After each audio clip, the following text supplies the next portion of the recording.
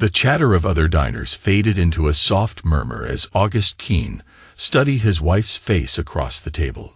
10 years of marriage, and still he found himself captivated by the elegant curve of her cheekbones and the way her blue-gray eyes caught the candlelight.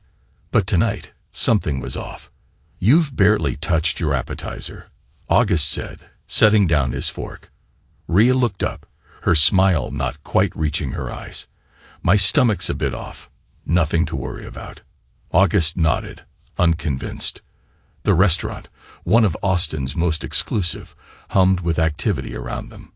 White tablecloths, crystal glasses, and the quiet efficiency of the waitstaff created a cocoon of refinement that had cost him a small fortune to secure for their anniversary.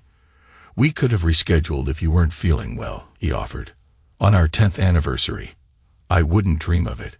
Rhea reached across the table and squeezed his hand briefly. "Let's order some wine. That might help." August signaled the sommelier, but his attention remained on Rhea. She'd been distant lately, subtle shifts in behavior that his analytical mind couldn't help but catalog. Tonight, she'd worn the silver pendant he bought her for their 5th anniversary, but not the matching earrings. Her makeup was immaculate, but heavier than usual. Her posture was rigid, her laugh a bit too slow. The waiter approached with their main courses, setting down plates of expertly prepared beef tenderloin, with truffle reduction. "Anything else I can get for you, sir?" the waiter asked, his voice professionally neutral. "No, thank you," August replied, adjusting his plate slightly. That's when he saw a small folded piece of paper tucked partially under his plate. With a casual movement, he picked it up while reaching for his napkin. "Excuse me for a moment," he said to Rhea, pocketing the note. "I need to use the restroom." In the privacy of a bathroom stall, August unfolded the note with steady hands. 5 words in neat, unfamiliar handwriting. "Don't eat, it's poison." A cold wave washed through him. His mind, trained through years of complex programming challenges to systematically evaluate problems, immediately began assessing possibilities. A prank, a mistake, the correct target. August splashed cold water on his face and stared at his reflection. His dark hair was neatly trimmed, his blue eyes now sharp with focus. He looked utterly ordinary, a successful software engineer celebrating an anniversary. Nothing about him suggested he should be the recipient of such a warning. He returned to the table, his demeanor composed despite the alarm bells ringing in his head. "Everything okay?" Rhea asked, her fork poised over her untouched meal. "Fine," August replied, sliding back into his seat. "Just needed a moment." He watched her carefully as she took a small bite of her food, then set her fork down again. "I think I'll just have some water," she said. "This rich food isn't agreeing with me tonight." August nodded, pretending to take a bite of his own meal while actually depositing it in his napkin. "Maybe we should skip dessert and head home early," he suggested. "You can get comfortable, and I'll make you some tea." Relief flickered across Rhea's face. "That sounds perfect, actually." As August paid the bill, his mind methodically sorted through the events of the evening. The note wasn't a random occurrence. Someone had deliberately warned him, and Rhea's behavior, her reluctance to eat, her eagerness to leave, aligned too perfectly with the warning to be coincidental. The universe operated on logic and patterns. August had built his career understanding those patterns. Now he would apply that same disciplined approach to understanding what was happening in his marriage. Streetlights swept rhythmically across the interior of their Audi as August drove through downtown Austin. Beside him, Rhea stared out the passenger window, her profile illuminated in intermittent flashes. "The restaurant really outdid themselves tonight," she said, breaking the silence. "That wine pairing was exceptional." August noted the forced casualness in her tone. "You hardly drank any," he replied evenly. "I told you, my stomach feels off. Maybe I'm coming down with something." She turned to face him. "Did you enjoy the food?" "At least, it looked impressive," he said, deliberately vague. "Not sure it lived up to the price tag." "That's how these high-end places are. Ria said with a dismissive wave. More style than substance. August tightened his grip on the steering wheel. More style than substance. An apt description for things beyond overpriced restaurants. Do you remember our first anniversary? Ria asked. That Italian place on 6th Street, where the waiter spilled red wine all over your new shirt? I remember, August said. You helped me soak it out when we got home. Ria smiled, seeming genuinely nostalgic. We were so broke back then. You were still at that startup working insane hours. Things change, August said. The familiar landscape of their neighborhood came into view. Manicured lawns, tasteful modern homes, the trappings of upper-middle-class success. For the better, Ria added quickly. Look at everything we've built together. August pulled into their driveway, the automatic lights illuminating their contemporary home. 4 bedrooms, 3 bathrooms, an open-concept living area. All the checkboxes of success properly ticked. He helped Ria out of the car, noticing how she subtly pulled away from his touch. Inside, Ria slipped off her heels at the door. I think I'll take a shower and head to bed early. Rain check on that tea. Of course, August replied. I have some work emails to catch up on anyway. I'll be in my office. He watched her climb the stairs, her movements deliberately measured, as if she were performing for an audience. Once she disappeared into the master bathroom, August stood motionless in the entryway, listening to the distant sound of the shower starting. 10 years. A decade of shared meals, vacations, arguments, reconciliations. A decade of building what he thought was a partnership. Now, standing in the home they'd chosen together, August felt like a stranger. He walked to the kitchen and retrieved a bottle of water from the refrigerator. His reflection distorted in the stainless steel door, stretched and warped, just like his perception of his marriage had become in the span of a single evening. The shower upstairs shut off. August took his water and headed to his home office, closing the door behind him with a soft click. August's home office was a testament to his ordered mind. 3 monitors arranged precisely on a minimalist desk, bookshelves organized by subject matter and then alphabetically, a whiteboard covered in neat handwriting, project timelines, and code snippets for his latest work project. He locked the door, then removed the note from his pocket and placed it on his desk. The paper was high quality, probably from the restaurant's own stock. The handwriting was precise, each letter carefully formed, not Ria's looping script, which he knew intimately from a decade of birthday cards and shopping lists. August opened a drawer and withdrew a small file containing various documents with Ria's handwriting. Birthday cards, notes, grocery lists. He compared them methodically to the warning note. Definitely not the same hand. So who had written it? A waiter? A concerned patron who'd overheard something? And more importantly, was there any truth to the warning? August pulled his keyboard toward him and began to type, a new document organized chronologically. He titled it Behavioral Changes and began listing observations. 3 months ago, Ria joins new gym/wellness center. 2 months ago, new password on phone. Previously shared passwords. 2 months ago, girls' night increases from monthly to weekly. 6 weeks ago, new clothing purchases, higher end than usual. 1 month ago, started cleanse diet from new nutrition coach. 3 weeks ago, changed perfume. 2 weeks ago, unexplained hour absence when grocery shopping individually. Each item was innocuous. Together, they formed a pattern that August couldn't ignore.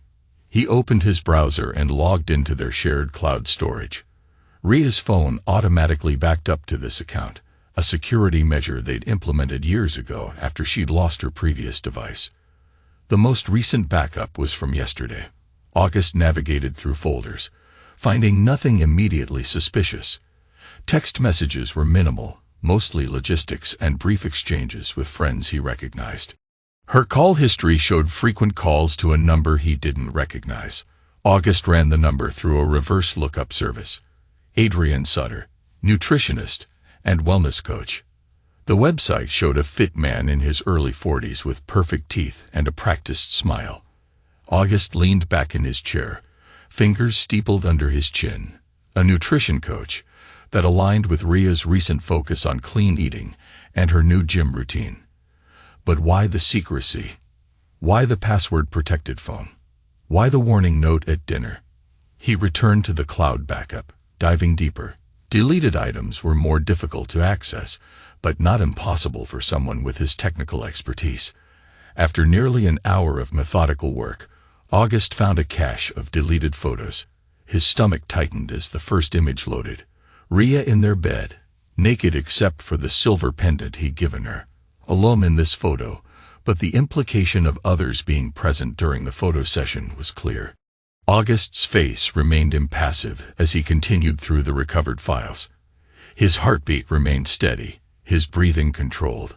Only the whitening of his knuckles as he gripped the edge of his desk betrayed any emotion. More photos appeared. Ria with a man he now recognized as Adrian Sutter. Not just any affair photos. These were intimate, explicit, taken in hotel rooms, in Adrian's office, in the front seat of Adrian's car. Then came the text messages, hundreds of them, recovered from deleted archives. August read through them, methodically, cataloging information. He's getting suspicious. Ria had written 6 weeks ago. They always do eventually, Adrian had replied. But we have options. I'm not sure about this, Ria texted 2 weeks later. It seems extreme. It's perfectly natural, Adrian responded. I've helped others through similar situations. Trust me. And yesterday, tomorrow night, after dinner, everything's ready. Just make sure he eats it all. August closed the browser and sat motionless, processing. The evidence aligned perfectly with the warning. His wife and her lover had planned to poison him at their anniversary dinner. He should feel rage, betrayal, heartbreak.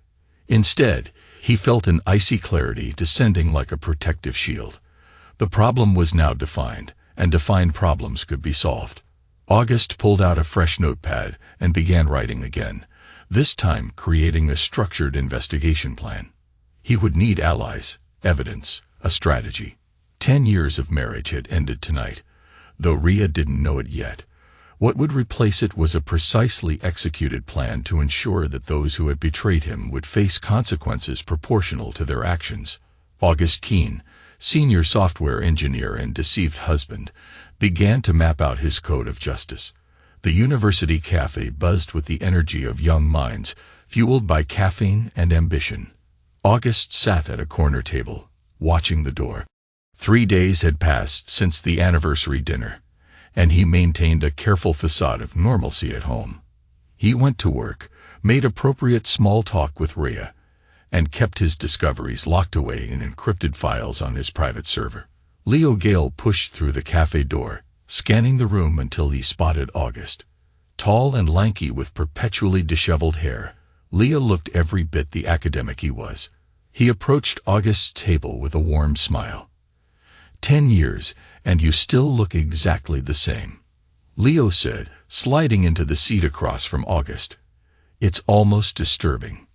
Disciplined living, August replied with a faint smile. You, on the other hand, are sporting some distinguished gray. Leo ran a hand through his salt and pepper hair. The students do that. Every semester adds another patch. He studied August's face. Your message was cryptic. Need to discuss a concerning pattern. What's going on? August had met Leo during their undergraduate years, before August switched from psychology to computer science.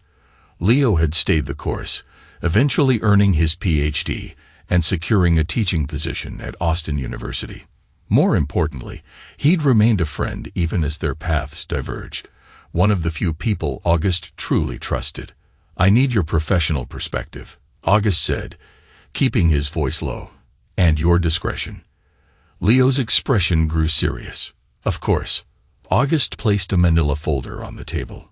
My wife is having an affair with her nutrition coach. They planned to poison me at our anniversary dinner 3 nights ago. Leo's eyes widened, but he didn't interrupt. I was warned anonymously, August continued. I've since verified the affair and found text messages suggesting they were planning to dose me with something. I need to understand what I'm dealing with, both psychologically and practically. Leo slowly opened the folder, scanning the printed text messages and photos August had selected. His face remained professionally neutral, though his fingers tightened on the paper. Jesus, August, he finally said. Have you gone to the police? With what? Text messages about making me eat something. Photos proving my wife is unfaithful, but not criminal. I need more. Leo nodded slowly. What do you need from me? 2 things. First, your psychological assessment of what might motivate someone to take this path. Second, your help in tracking patterns and gathering evidence. Leo rubbed his chin. The psychological component is complex. Affairs happen for many reasons: boredom, unmet needs, opportunity, character flaws, but escalating to harm. He paused, thinking. That suggests either significant external pressure or a more disturbing psychological profile. And this Adrian Sutter, the nutrition coach, if he's suggesting poison as a solution, this isn't his first rodeo, Leo said grimly. Manipulators like this usually have a history. They identify vulnerable targets and exploit them. August nodded. This aligned with his own analysis. I need to know if he's done this before. I have access to academic databases, court records. I can help research him, Leo offered. But August, he leaned forward. What's your end game here? Divorce, prosecution, justice. August said simply. Proportional consequences for their actions. Leo studied his friend's face. You're remarkably calm for someone who just discovered his wife is plotting with her lover. Emotions cloud judgment, August replied. I need clarity right now. Compartmentalization only works for so long, Leo warned. Eventually, you'll have to process this. I'll process it when I've resolved it, August said firmly. Will you help me? Leo closed the folder and slid it back across the table. Of course I will. But promise me one thing. No matter what we find, we stay within legal boundaries. Evidence gathering only. August gave a single decisive nod. Agreed. Then let's get started. Leo said. Tell me everything else you know about this Adrian Sutter. The next morning, August sat in his car across the street from Austin Wellness, a sleek modern building of glass and brushed steel. According to their website, they offered everything from nutritional counseling to specialized fitness training. Adrian Sutter was listed as their head nutrition consultant. August checked his watch. 9:15 a.m., according to the schedule he found on Ria's cloud account. She had an appointment with Adrian at 9:30 a.m. She told August she was meeting a friend for breakfast. At 9:22, Ria's white SUV pulled into the parking lot. August watched as she checked her makeup in the rearview mirror before exiting the vehicle. She looked confident, happy even, as she walked into the building. August started a timer on his phone. If this was truly a professional nutrition consultation, it should last approximately an hour. While waiting, he opened his laptop and connected to a secure hotspot. Leo had sent over preliminary research on Adrian Sutter last night. The man's professional credentials were legitimate. Licensed dietitian, with a master's degree in nutritional science from a reputable university. His business seemed successful, with glowing online reviews and a respectable social media following. But there were gaps in his history. A 2-year period where he seemed to disappear from public records, followed by a relocation to Austin from Seattle. No criminal record, but a few civil complaints that had been settled out of court. Nothing that explicitly raised red flags, but enough inconsistencies to warrant deeper investigation. August's timer hit the 45-minute mark when Ria emerged from the building. She wasn't alone. Adrian Sutter walked beside her, his hand resting casually on the small of her back. They stopped by her car, standing closer than any professional relationship would justify. Adrian said something that made Ria laugh, then quickly scanned the parking lot before kissing her. August took several photos with a telephoto lens attached to his phone. More evidence for the file. The kiss ended, and Adrian handed Rhea what appeared to be a small paper bag. She placed it in her purse, nodded at something he said, then got in her car. August waited until both Rhea and Adrian had left before driving to his next destination, the university library, where Leo had secured a private research room. Leo was already there when August arrived, surrounded by printouts and an open laptop. "You're not going to like what I found," Leo said without preamble. August set down his bag. "Tell me." Adrian Sutter worked at a wellness center in Seattle called Pure Life. 5 years ago, one of his clients, a woman named Eliza Brandt, was widowed when her husband died suddenly of what was initially ruled natural causes, heart failure. Leo slid a printout across the table. It was a news article with a photo of a grieving woman standing next to Adrian at a funeral. The autopsy showed elevated levels of a compound derived from certain herbal supplements. Leo continued, "Nothing illegal on its own, but in high concentrations, it can stress the cardiovascular system. Not enough evidence to rule it homicide, but enough questions that the insurance company delayed payment." "Let me guess," August said. Adrian testified about the husband's health. Leo nodded. The man had pre-existing heart issues that he'd been treating holistically. The case was eventually closed as an accidental death. 6 months later, Adrian moved to Austin and opened his practice here. 9 months after that, Eliza Brandt moved to Austin too. They were briefly together, then separated. August processed this information. "So he's done this before?" "Possibly," Leo cautioned. "It's circumstantial, but combined with those text messages you found." He let the implication hang in the air. "I need access to their current communications," August decided. "And I need to know exactly what compound they're planning to use." "That's crossing into legally questionable territory," Leo warned. "Not if I only access accounts and devices that are legally mine," August countered. "The cloud account is joint, registered to both of us, and I can place monitoring software on my own home network." Leo looked unconvinced but didn't argue further. "What about the compound?" "That bag she was given today could contain it." "I'll find it," August said. "I need to know what we're dealing with. If it's the same substance used in Seattle, that strengthens the case considerably." "And then what?" Leo asked. "Go to the police." August's expression hardened. "First I gather irrefutable evidence. Then I decide how best to ensure they face appropriate consequences." "I know that look, August," Leo said warily. "You're planning something beyond simple evidence gathering." "I'm planning justice," August replied. "Nothing more, nothing less." As he left the library, August's phone buzzed with a text from Rhea. "Working late tonight. Don't wait up for dinner. Love you."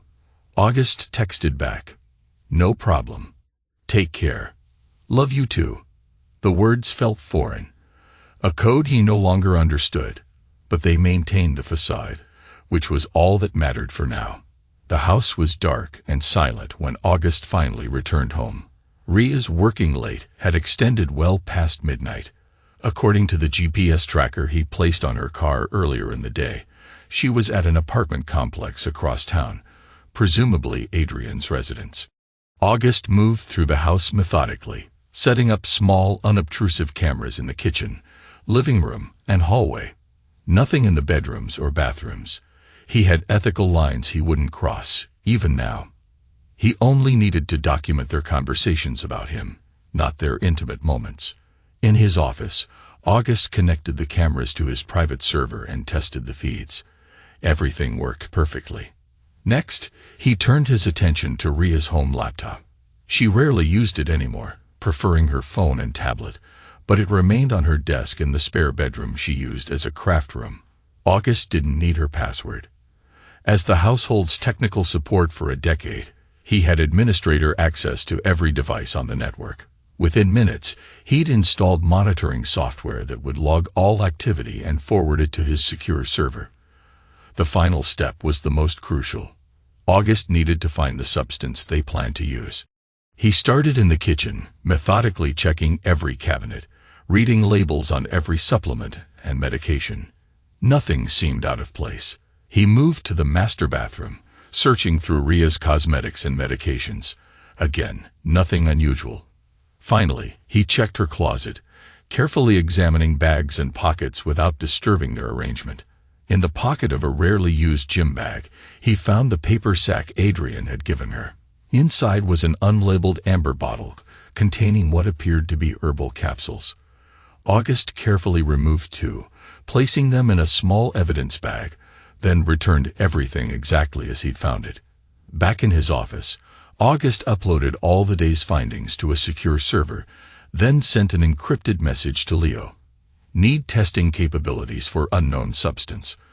Any contacts in the chemistry department? Leo's reply came minutes later. Professor Diana Vega. Discreet, thorough. Can meet tomorrow.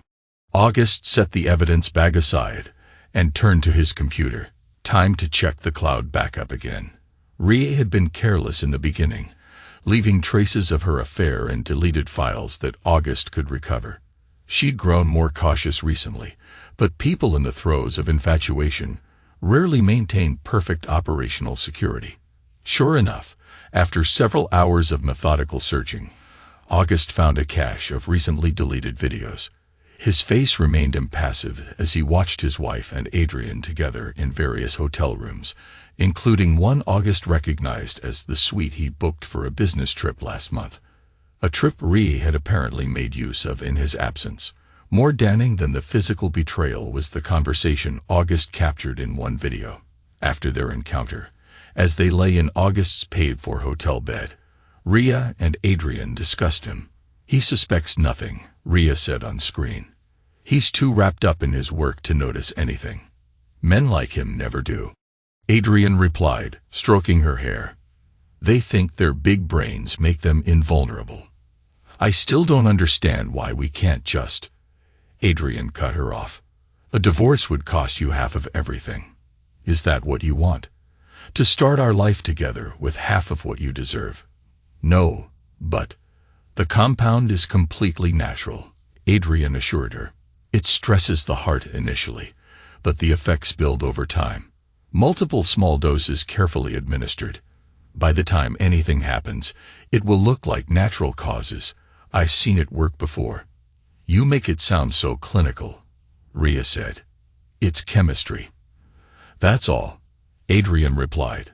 No different from all those programming problems your husband solves. Just a different kind of code. August stopped the video. The evidence was now overwhelming.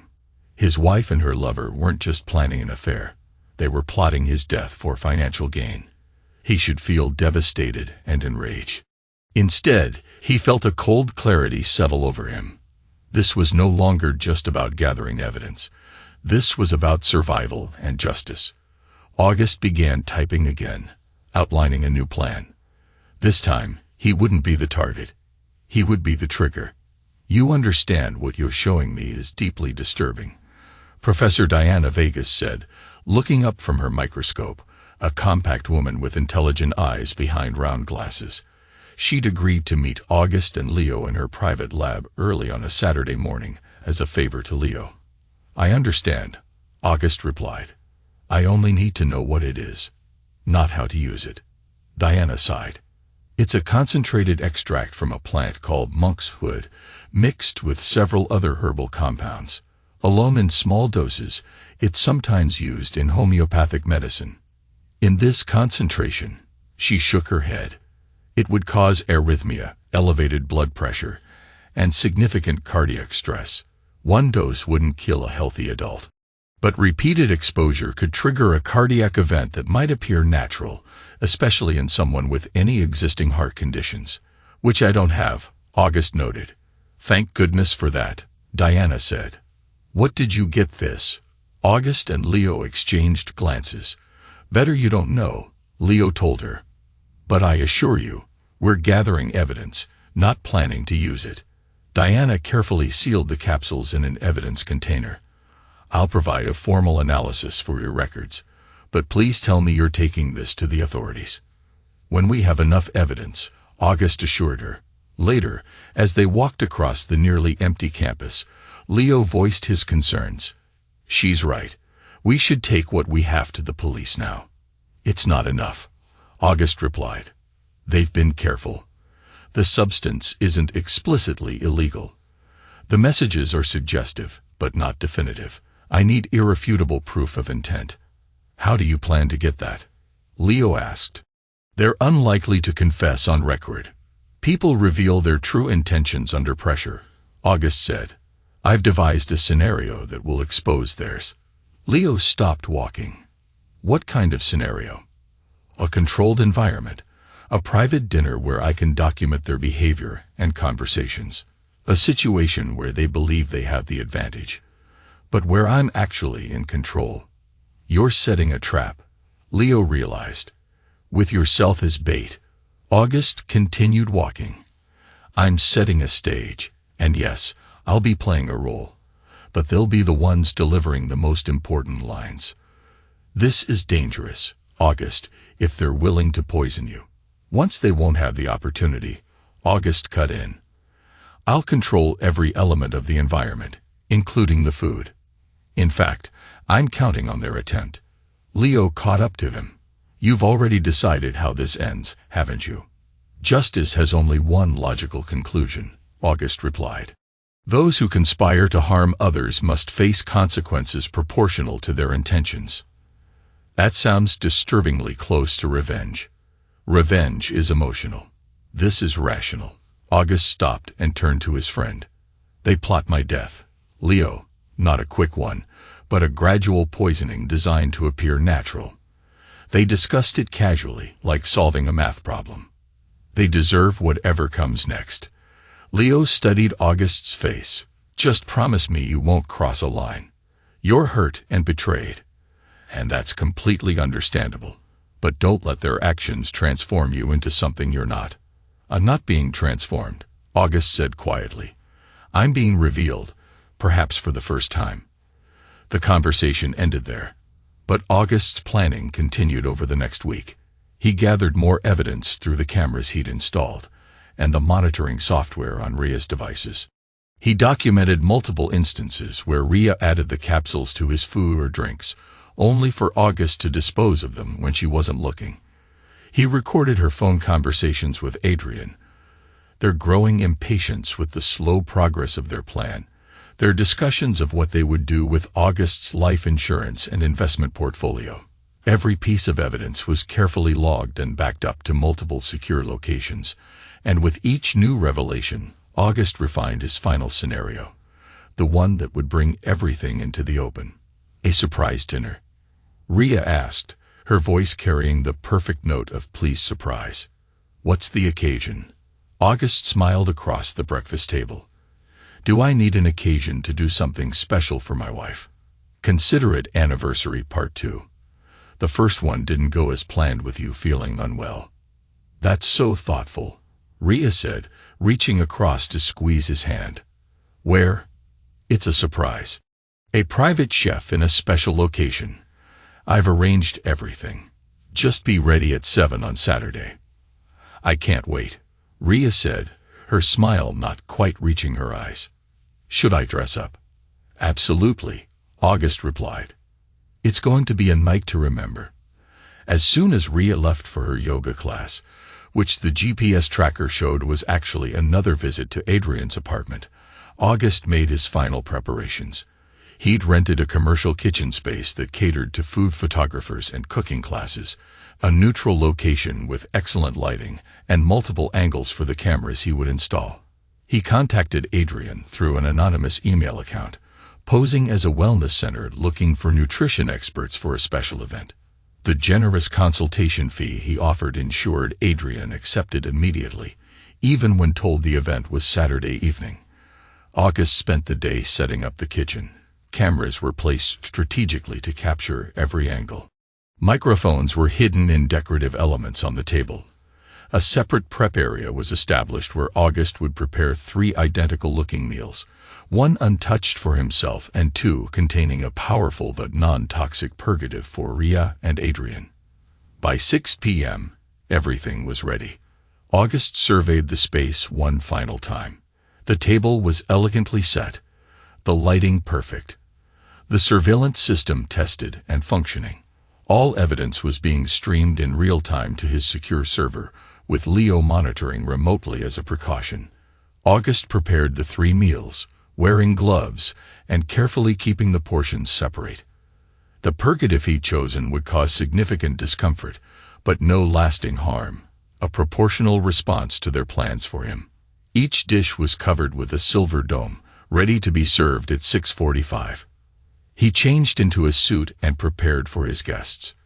The final act was about to begin. The commercial kitchen had been transformed. Soft lighting, elegant table settings, and the gentle notes of classical music created an atmosphere of refined celebration. August stood by the door, watching as Ria's car pulled into the parking lot. Right on schedule. His pulse remained steady, his breathing controlled. Months of discovering betrayal and plotting response had honed his emotional control to a razor's edge. Tonight would proceed according to plan, each element carefully orchestrated. Ria entered first, wearing a sleek black dress August had never seen before. Her smile faltered momentarily when she saw the intimate setup. "This is not a restaurant," she said, glancing around. "Better," August replied, taking her coat. "Private chef. Private space.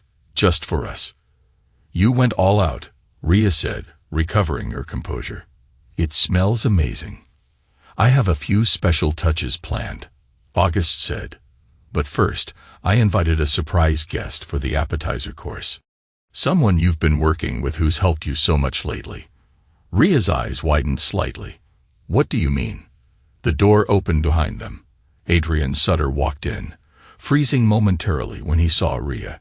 He recovered quickly, extending his hand to August. "Mr. Keene, I'm Adrian Sutter. I believe you contacted me about nutritional consultation for an event." August shook his hand firmly. "Indeed I did. Please come in. I believe you know my wife, Ria." Adrian glanced between them, his professional smile never wavering. "Mrs. Keene, yes. We've met at the wellness center." Ria's face had drained of color. "August, what is this?" "A celebration," August said smoothly. "You've been so dedicated to your new health regimen. I thought it would be nice to have a nutrition coach join us to discuss how we can both benefit from his expertise." The trap was set. August watched their micro-expressions, the panic behind their eyes, the subtle glances they exchanged, the careful recalibration of their approach. "What a thoughtful surprise," Ria finally said. "Adrian has been so helpful with my new diet plan." "I'm honored to be included," Adrian added, his voice betraying no tension. August gestured toward the table. "Please sit. I prepared everything myself. A special menu designed with wellness in mind." They took their seats, Ria and Adrian, careful to maintain appropriate distance. August brought the covered dishes from the warming area, setting one before each of them with a flourish. "Before we begin," August said, raising his water glass, "a toast to health, to honesty, and to new beginnings." The irony wasn't lost on his guests, who raised their glasses with noticeably less enthusiasm. August removed the silver domes with a practiced movement. Herb-crusted salmon with quinoa and roasted vegetables, all organic, of course. "This looks wonderful," Adrian said, examining the plate with professional interest. "You have culinary talents I wasn't aware of, Mr. Keene." "August, please, and I have many interests beyond programming. Cooking is a science of its own. Wouldn't you agree? Combining elements in precise measurements to achieve desired results." Adrian nodded, taking the small bite. "Excellent flavor profile." Ria followed suit, though August noticed she was merely pushing food around her plate. "It's delicious, August. I had no idea you could cook like this. We've been married 10 years, and yet there's still so much we don't know about each other," August replied evenly. The conversation continued, a delicate dance of pleasantries and professional nutrition advice from Adrian. August ate his meal calmly, watching as both Ria and Adrian consumed their doctored portions. 20 minutes into the meal, Adrian shifted uncomfortably in his seat. Rhea pressed a hand to her stomach, her face paling. "Is something wrong?" August asked innocently. "I'm suddenly not feeling well," Rhea said. "Maybe it's... the bathroom is through that door," August pointed. "Perhaps you need a moment." Rhea hurried away. Adrian was now visibly uncomfortable, sweat beading on his forehead. "Are you also feeling unwell, Adrian?" August asked. "How strange. The food tastes fine to me." Adrian stood abruptly. "Excuse me, I need to..." "Before you go," August said, his voice dropping all pretense of warmth, "I think you should see something." August placed a folded note from their anniversary dinner on the table. "Your waiter warned me. He said he worked part-time at the restaurant and recognized you, Adrian. You've done this before." Adrian stared at the note, his face contorting with both physical discomfort and shock. "I don't know what you're talking about. Don't you?" Eliza Brandt's husband in Seattle, another nutritional client, whose heart mysteriously gave out after months of your special supplements. Adrian's eyes darted toward the bathroom, where Rhea had disappeared. "This is absurd. I'm leaving." "I wouldn't," August said calmly. "Not unless you want the police to find you. They're on their way, along with paramedics. Don't worry, what you've ingested won't kill you. Unlike the Monk's Hood compound, you and my wife have been adding to my food for weeks." The blood drained from Adrian's face. "You have no proof of anything." "I have everything," August replied. "Every conversation, every text message, every video, the tainted capsules with your fingerprints, your previous victim in Seattle, and now your reaction to this confrontation, all being recorded as we speak." Adrian lunged forward suddenly, grabbing for August. But the purgative had weakened him considerably. August easily sidestepped, watching as Adrian collapsed to his knees. "What'd you give us?" Adrian gasped.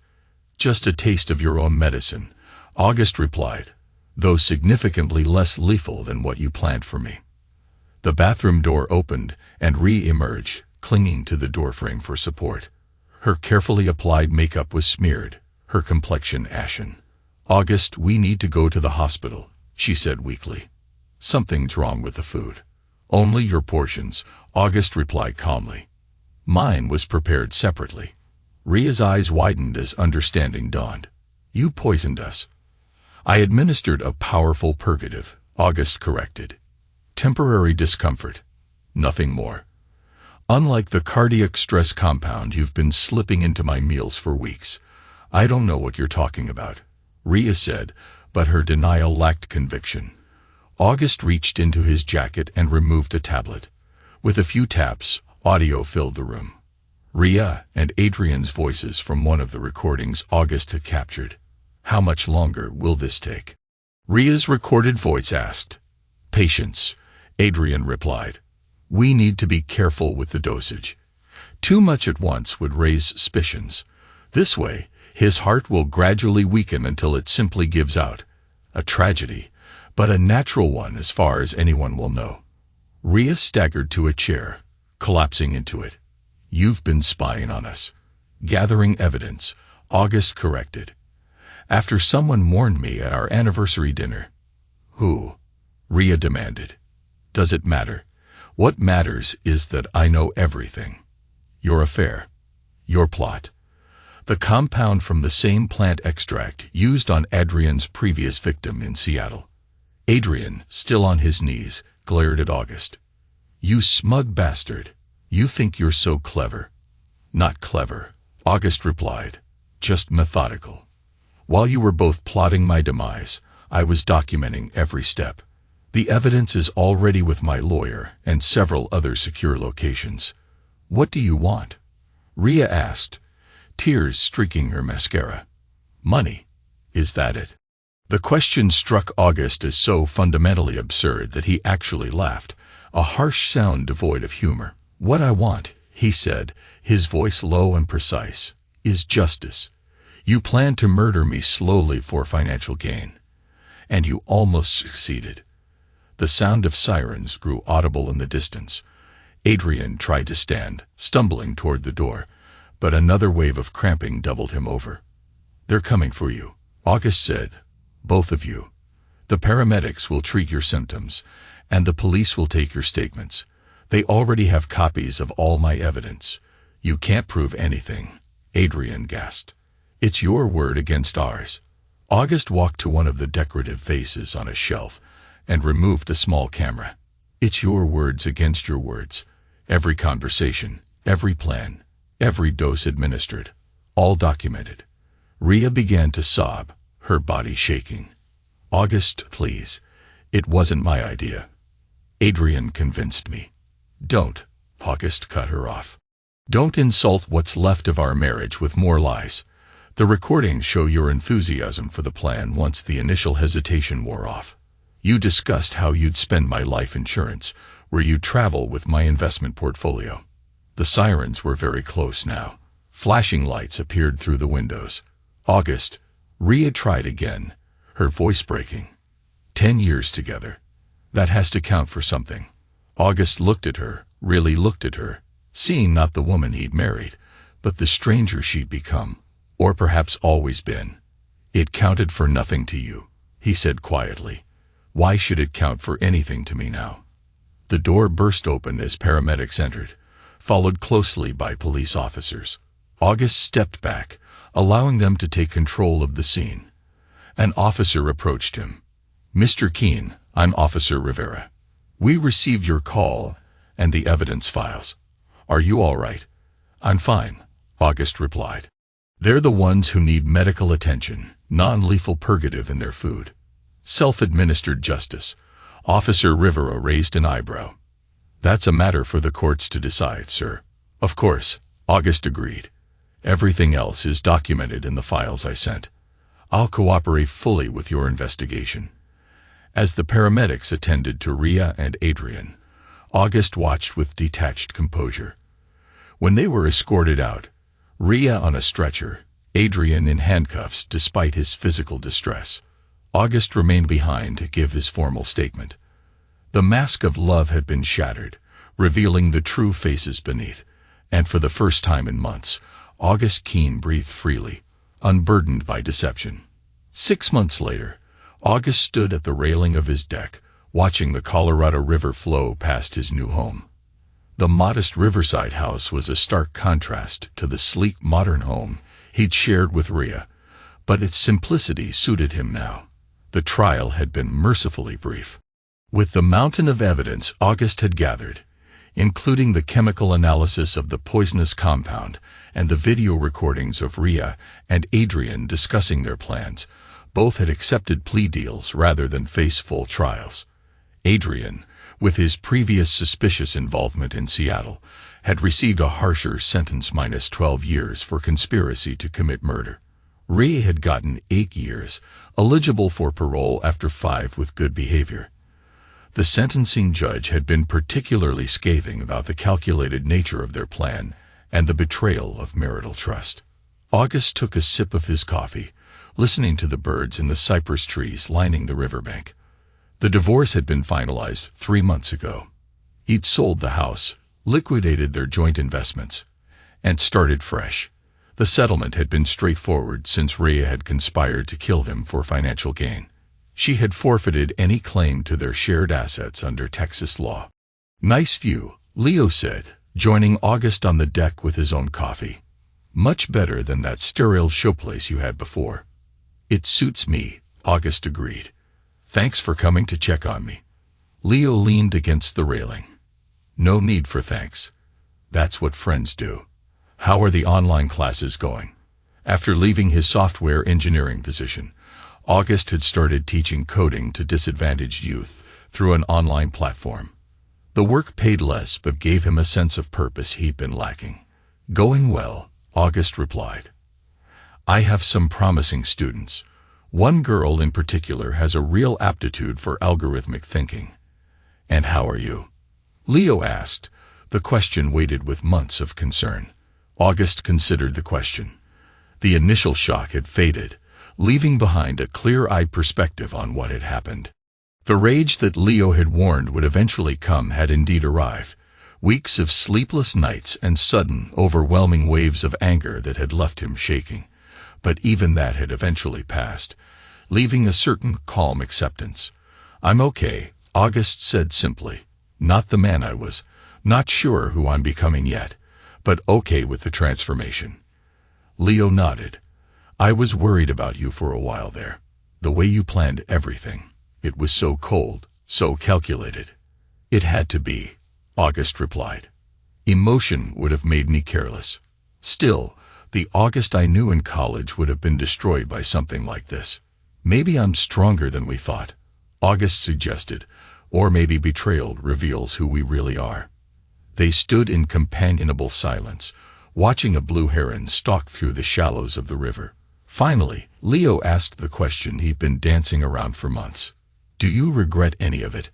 How you handled things?" August thought carefully before answering. "I regret trusting someone who saw my love as weakness," he said finally. "But I learned an important lesson. Some betrayals deserve to be punished, not forgiven." "That's a hard way to live," Leo observed. "Maybe," August conceded, "but it's honest. I don't pretend to be more forgiving than I am." A notification chimed on August's phone. Another student had submitted their project for review. Life continued, one line of code at a time. "I should get back to work," August said. "Stay for dinner. I'm trying a new recipe." Leo smiled. "Absolutely. Though maybe you should let me taste it first, just for old time's sake." For the first time in months, August laughed. A genuine sound that surprised them both. Somewhere beneath the calculated logic and measured responses, something human remained, bruised but intact. Not forgiveness, perhaps, but a path forward, nonetheless. As August turned to head inside, he took one last look at the flowing river.